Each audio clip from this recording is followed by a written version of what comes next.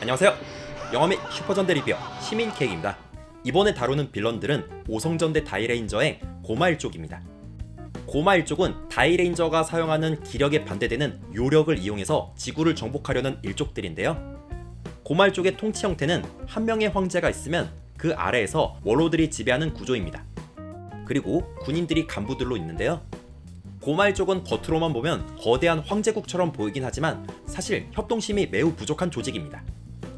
때문에 황제를 제외한 간부들은 원로들이나 군인들이나 서로 야자타임을 즐기는데요. 그리고 고마의 황제 지위는 세습제가 아닌 후계자들의 대결을 통해 결정됩니다. 후임 황제가 되고 싶은 두 명이 대결을 해서 이긴 사람이 황제의 후계자가 되는 시스템인데요. 그런데 모두 아시다시피 고마 15세는 샤담이 조종한 가짜였습니다. 다이레인저 방영 시점에서 고마 15세는 단순한 진흙 인형이었는데요. 사실 고마일족은 과거에 다이족이랑 싸우면서 대부분이 죽었는데 제대로 부활한 건 극히 일부였습니다. 이때 샤담은 고마 15세의 빈자리를 차지해서 바로 황제가 되려고 했지만 원로들의 반대를 염려해서 일부러 가짜 고마 15세를 만들었던 겁니다. 샤담은 가짜 고마 15세가 주최하는 황희계승 대결을 거쳐서 황희를 물려받은 척 했던 겁니다. 물론 샤담 역시 진흙 인형이었다는 반전이 드러나는데요. 그런데 샤담이 진흙 인형이 아니었다고 해도 가짜 고마 15세를 만든 전략은 나쁘지 않았습니다. 굳이 고마 15세의 가짜를 만들어서 연기까지 하는 것이 번거로워 보이긴 하지만 만약 고마 15세가 없는 틈에 황제가 되려 했다면 큰 장애물이 생길 겁니다. 고마 일족은 세습제가 아니기 때문에 원로나 군인이라면 누구나 다 정식 절차를 거쳐서 황제가 될 수 있습니다. 그렇게 되면 고마 15세가 죽었다는 걸 아는 순간 샤담뿐만 아니라 다른 군인이나 원로들도 저마다 모두 황제가 되겠다면서 개판 5분전이 될 겁니다. 특히 고마 일족의 다수파가 황희 계승 절차를 완전히 무시하고 전쟁을 통해서 황희를 차지할 수도 있습니다. 그렇게 되면 샤담 입장에서는 경쟁자가 한 명에서 여러 명으로 늘어나는 셈입니다. 뿐만 아니라 샤담은 원로인 전풍 장군이랑 갈등을 빚는 상황이라 정치 싸움에서도 매우 불리합니다. 무엇보다 이런 식으로 모두가 다 황희를 차지하려고 하면 고마일 쪽의 시스템이 완전히 붕괴됩니다. 때문에 구색을 맞춰서라도 절차만 따른다면 안전하게 황희도 얻고 고마일 쪽의 시스템도 유지할 수 있는 겁니다.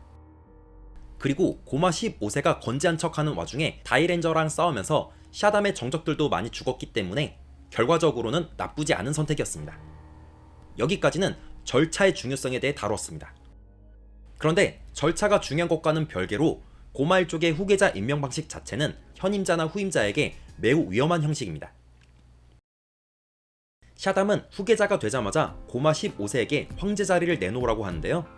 고마 15세는 언젠가는 내어줄 테니까 당장 물러날 수는 없다고 합니다. 그런데 고마 15세가 진흙 인형이 아니었다고 해도 후계자를 미리 임명하는 건 매우 위험한 행동입니다. 고마일 쪽은 황제국가지만 세습제는 아니고 또 그렇다고 임기가 정해져 있지도 않습니다.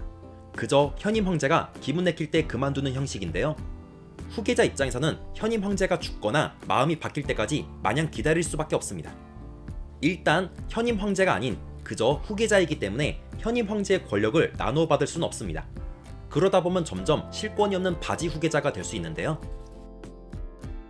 만약 도사카쿠가 샤담을 이겨서 황제 후계자가 되었어도 고마 15세가 바로 황위를 주진 않았을 겁니다. 만약 그렇게 되면 도사카쿠의 평화 통치 계획도 완전히 물거품이 되는데요. 만약 그렇게 되면 도사카쿠 입장에서는 후계자 자리를 계속 유지해야 되기 때문에 고마 15세가 퇴임하길 기다려야 될 테고 그 오랜 세월 동안 후계자로서의 특권을 누리다 보면 다른 고마 일족처럼 점점 부패해질 수도 있습니다. 게다가 고마 15세가 오래 살다 보면 후계자가 먼저 세상을 떠날 수도 있습니다. 황제가 언제 떠날지 모르면 후계자 입장에서는 초조해질 수밖에 없습니다. 그런데 이런 상황은 현임 황제 입장에서도 결코 좋은 상황이 아닙니다. 앞에 언급한 상황과 반대로 후계자가 원로들이나 군벌로부터 신임을 얻는 사람이면 후계자의 권력이 현임 황제의 권력을 능가할 수도 있습니다. 후계자가 황희 계승을 기다리다가 참지 못하면 원로들이나 군인들의 도움을 받아서 반란을 일으킬 수도 있습니다.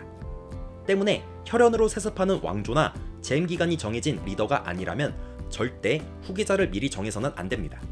평범한 직장에서도 부서를 옮기거나 퇴사 직전에 가서야 후임을 정하고 인수인계를 하는 법이니까요. 이상 다이렌저 빌런들의 정치 이야기를 다뤘고요. 전 다음에도 또 다른 슈퍼전대 빌런들의 정치 이야기를 다루겠습니다. 영상을 시청해주셔서 감사드립니다.